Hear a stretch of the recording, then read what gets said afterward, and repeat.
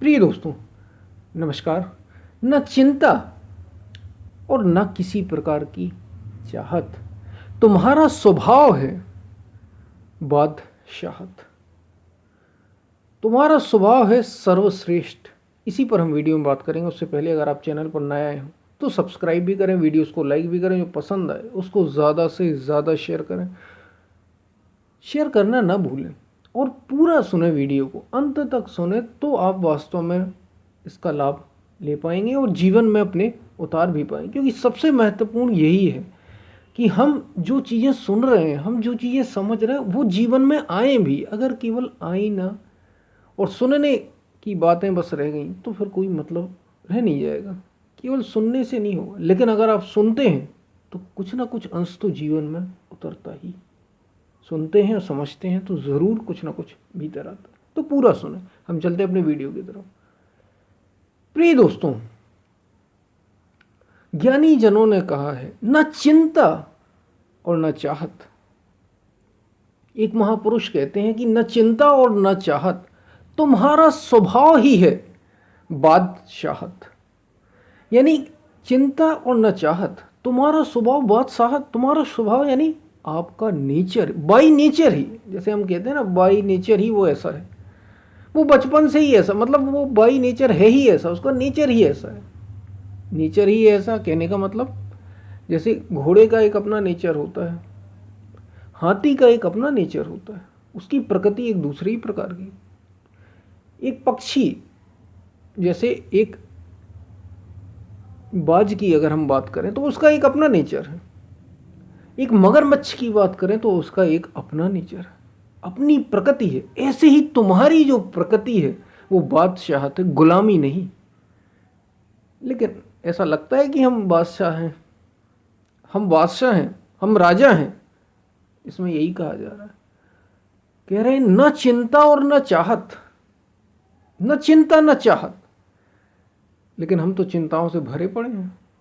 ऐसा कोई समय ही नहीं जाता जिस समय कोई ना कोई चिंता हमारे मन में ना आती हो। बहुत कम ऐसे लोग होंगे जिनके मन में ऐसा होता हो कि भी चिंता से ना जुड़े रहते हैं। न चिंता और न चाहत। चाहत का मतलब कोई इच्छा नहीं, कोई कामना नहीं, संसार की किसी प्रकार की कोई काम, मतलब ऐसा नहीं है कि वो कुछ कर नहीं रहे हैं, कोई काम नहीं कर रहे हैं, बस बैठे हुए, बिल्कुल नहीं। वे सारे काम कर रहे हैं, लेकिन उन्हें अपनी कोई निजी इच्छा नहीं है कि मुझे ये पाना है। नहीं, न चिंता और न चाहत, दोनों नहीं।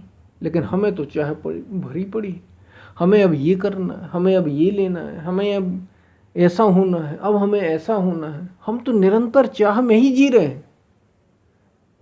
और हमारे महापुरुष कह रहे हैं कि चाह गई चिंता मिटी, मनवा बेपरवाह। चाह गई और चिंता मिटी। चाह के जाते ही, प्रिय दोस्तों, चाह के जाते ही चिंता गायब हो जाती है। ये बार बार हमारे संतों ने दोहराया है और ये बार बार आपको वीडियो के माध्यम से भी बताया गया कि चाह गई तो चिंता गई। और यहाँ पे भी यही कहा जा रहा है कि न चिंता और न चाहत, तुम्हारा स्वभाव है बादशाहत। क्यों? क्योंकि चिंता जो होती है वो मन में होती है। याद रखिए, चिंता हमेशा मन में होती है और मन जीता ही है। ये मैंने बार बार दोहराया है क्योंकि हमारे महापुरुषों ने इस बात को बार बार दोहराया। बातें वही हैं, हमें समझना है, भीतर बार बार उतारने की उनको ज़रूरत है। मन जीता ही पास्ट और फ्यूचर में है, यानी या तो बीती हुई बातों में जीता रहता है, उसी की बीती हुई बातों में, और उससे चाह पैदा होती रहती, या फिर भविष्य की चिंता में खोया रहता है कि अब ये कैसे होगा, अब मैं ये कैसे करूँगा।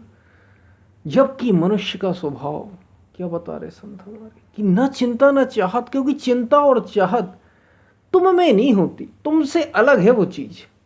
और यही बात तो है, मन हमसे अलग है या नहीं, मन से हम अलग हैं या नहीं। सबसे पहली बात तो यही आपको समझने सोचने की है। हम मन से अलग नहीं हैं, या अलग हैं, या आपको सोचना है, या हम मन हैं। अगर मन है तो चिंता रहेगी रहेगी। अगर मन है आप, तो कोई ना कोई चाहत तो रहेगी रहेगी, क्योंकि मन जिंदा ही है चाह और चाहत पर। और मन मरा माया मरी। सारे माया का खेल तो मन के रहते ही तो है। जिसको हमारे महापुरुषों ने माया कहा है वो मन के होते ही है। और देखिए, चिंता भी मन से है और चाहत भी मन से है। जबकि तुम्हारा स्वभाव तो सदा सतत एक रस तुम्हारा स्वभाव है। सदा एक रस रहने में तुम्हारा स्वभाव। हमारे महापुरुष कह रहे हैं कि तुम्हारा स्वभाव ही बादशाहत है, तुम्हारा स्वभाव ही गुलामी नहीं है, जबकि मन का स्वभाव गुलामी है। और हमने अपने को मन मान रखा है, हम तो मन से ही जी रहे हैं, इसलिए हम गुलामी करते ही रहते हैं। किसकी गुलामी?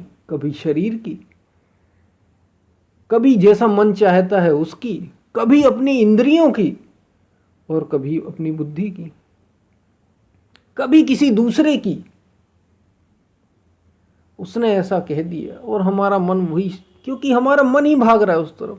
कोई ये कह देता है, कोई दूसरा व्यक्ति ऐसा कह देता है और हम वैसा ही मान लेते हैं, क्योंकि गुलामी हमें लगता है कि हमारा स्वभाव है। नहीं, आपका स्वभाव बादशाहत है। एक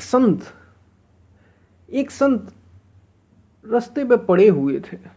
एक राजा, बड़ा अमीर और बड़ा दानी राजा, और उस दानी राजा ने कई सारी पूरी अपनी, उनका जो छोटा क्षेत्र था, छोटा जिसमें वो राज करते थे, उन्होंने कहा यहाँ इस क्षेत्र में कोई भी ऐसा व्यक्ति ना रहे जिसके पास रहने खाने को ना हो।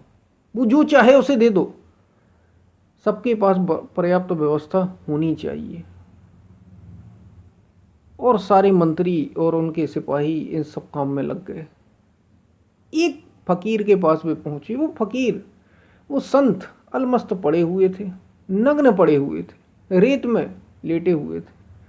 उन्होंने कहा कि तुम खाने के लिए ले लो, वस्त्र ले लो, कपड़े ले लो, और रहने की व्यवस्था, भोजन की व्यवस्था होती रहेगी आपकी, कुछ रोजगार ले लो। उनने संत ने देखा, बोले नहीं, हमें कुछ नहीं चाहिए तुम्हारा। सारे लोग जाके राजा के पास गए। राजा ने कहा, बताओ मंत्रियों, क्या राम राज्य के बाद मेरा राज्य सर्वोपरि है। यहाँ कोई भूखा, कोई बिना वस्त्रों के, कोई बिना रोटी कपड़ा और मकान के रह तो नहीं गया। तो मंत्री बड़े प्रसन्न होकर बोले, महाराज, राम राज्य के बाद अगर कोई राज्य है तो वो केवल और केवल आपका है, कोई और राज्य ही नहीं। आपका ही राज्य राम राज्य के बाद है। हाँ, राम राज्य नहीं कह सकते, क्योंकि एक ऐसा व्यक्ति आपके राज्य में है जो भूखा भी हो सकता है, उसके पास वस्त्र भी नहीं है, उसे चाहिए या नहीं चाहिए, लेकिन वो लेना भी नहीं चाहता। मतलब उसके पास है भी नहीं और लेना भी नहीं चाहता। तो राजा बोले, क्या बस एक व्यक्ति, एक कोई संत, एक कोई बाबा, एक कोई फकीर? ठीक है, उसको हम ही चल के देख लेते हैं, हम ही दे देते हैं, जो चाहिए होगा हम दे देंगे। राजा खुद जाते हैं और पहुंच जाते हैं उसके पास। वो बोलते हैं, मंत्री लोगों ने कहा, राजा साहब स्वयं आए हैं, जो मांगना है तुम मांग लो। संत ने कहा, क्या राजा आए हैं? वे जो साधु थे उन्होंने कहा, अगर राजा आए हैं। वे उठ के बैठ गए, रेत पे पड़े हुए थे। बोले, राजा आए हैं तो अवश्य मांगूंगा। तो राजा ने कहा, चलो बात बन गई। बोले, हाँ, जो मांगना हो मांग लो, एक पूरा गांव ही तुम्हें हम दे देते हैं, ये गांव के सरपंच तुम हो गए।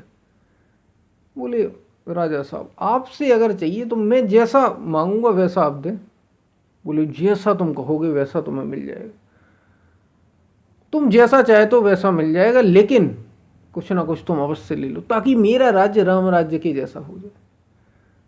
संत बोले, ठीक है। राजा ने कहा, मांगो। उन्होंने कहा, वचन दीजिए आप देंगे। बोले, बिल्कुल हम देंगे। संत बोले कि मैं जो चाहूं वो आप मुझे खिलाएं और आप ना खाएं। मैं जहां जाऊं वहां आप मेरे साथ जाएं, लेकिन मैं सोऊं पूरी रात और आप जाग कर पहरा दें। ऐसा अगर कर सकते हो तो राजा साहब की सुन, मैं आपका आपके साथ हूं। राजा ने कहा कि तुम अच्छे पागल व्यक्ति मुझे मिल गए। मैं जो खाऊंगा वो तो मैं खिलाऊंगा, मैं भूखा नहीं रह सकता क्योंकि मैं भी इंसान हूं। मैं जो पहनूंगा वो तो मैं पहनाऊंगा। मैं जिस बिस्तर पर लेटूंगा तुम्हें भी वैसे ही सिंहासन लगवा के आराम से बढ़िया नींद लोगे तुम। और मैं जहां जाऊंगा वहां तुम्हें अपने साथ ले जाऊंगा। तुम्हारा क्या भरोसा, तुम आज यहां हो कल कहीं और हो। मैं तुम्हारी ये सिरफिरी बात पूरी नहीं कर सकता। तुम्हारा क्या भरोसा, मेरा राजकाज सब चौपट हो जाएगा। तो भी संत बोले, राजन मुझे ऐसा व्यक्ति मिला है, मेरे पास ऐसा चाहने वाला है जो खुद तो जागता रहता है और मैं सोता रहता हूं। वो पहरा देता है, वो नहीं खाता और मुझे जैसा चाहता हूं वो खिलाता है। मैं जहां जाऊं वो मेरे साथ साथ जाता है। जब मुझे ऐसा व्यक्ति ही मिला हुआ है जिससे मैं राजा हूं, ऐसा व्यक्ति मतलब ऐसा मेरे पास है वो, तो फिर मैं आपकी क्यों सुनूं। तो राजा ने कहा, भाई ऐसा कौन है, मुझे भी उससे मिला। संत ने कहा, ऐसा तो वो अस्तित्व ही है, ऐसी वो परमात्मा ही ऐसा है जो हमारे भीतर बैठा है। वो सब कुछ रात दिन मेरे साथ है और सब व्यवस्थाएं मेरी हो जाती हैं, इसलिए मैं ऐसा हूं। आप तो चिंताओं में डूबे हुए राजा हैं, मैं राजा बिना चिंताओं के हूं, बिना चाह के हूं, और मैं ही असली बादशाह हूं यहाँ का, राजा आप नहीं। वे राजा उनके चरणों में गिर पड़े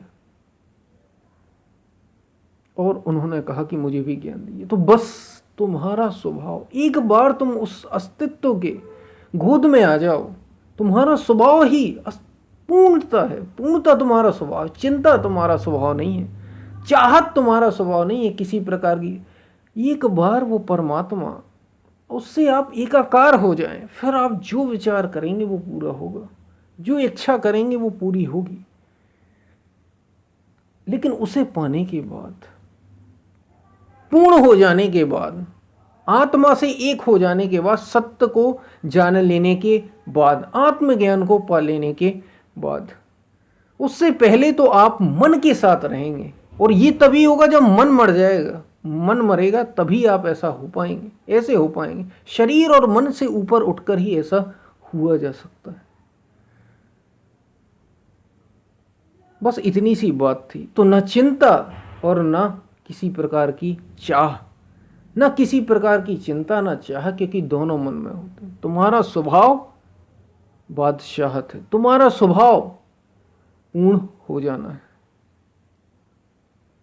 आत्मा ही तुम्हारा स्वभाव है, सत्य ही तुम्हारा स्वभाव है, जो सदा है, जो सदा एक रस है। उसकी विशेषता ही है, वो घटता बढ़ता नहीं, छोटा बड़ा नहीं होता, हानि लाभ नहीं होता, सुख दुख नहीं होता उसमें। सदा एक, सदा एक, जन्म और मृत्यु उसमें नहीं होते। ये आपका स्वभाव। हम फिर मिलते हैं, तब तक के लिए धन्यवाद।